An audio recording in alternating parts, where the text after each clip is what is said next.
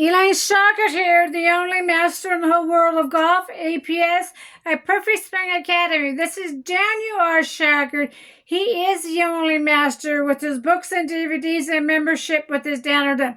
He is completely different from the whole golf world. Come and join our team and learn how to hit that golf off the right side of the hip. Here's Daniel, your master.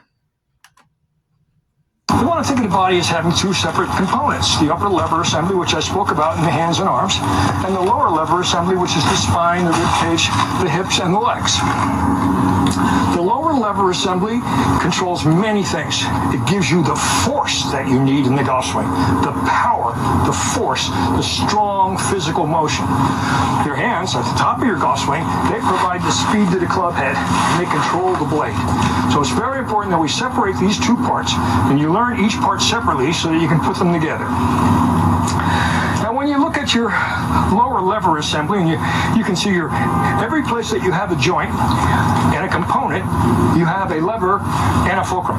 My foot then would be a lever, my ankle a fulcrum, my shin bone a lever, my knee a fulcrum, my upper leg bone a lever, my hip socket a fulcrum, my pelvis is another lever, and the longest lever of all, which is your spine.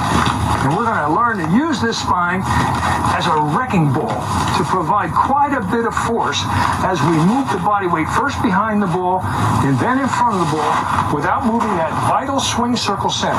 Now, this is extremely important, so I'm going to take a couple seconds to talk about the movement of the swing circle center.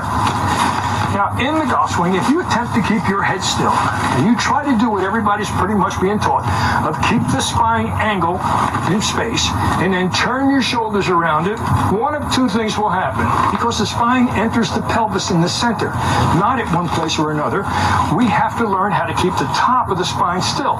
Now, unfortunately, because we have two legs and we shift our weight from one end to the other, when you shift your weight from one leg to the other, if you don't let the bottom end of your spine move, and you try to keep your spine still, your butt will face in the wrong direction, be in a very unathletic position from here.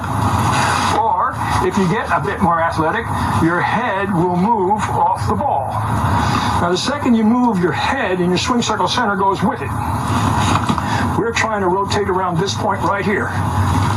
I'm not trying to keep my head still. It's not accurate enough. I'm working at the point right between my shoulder blades on my spine. That's the point I'm turning around. I'm turning around that because if I do, then my club will then maintain that same size to that circle. So, what we do that's different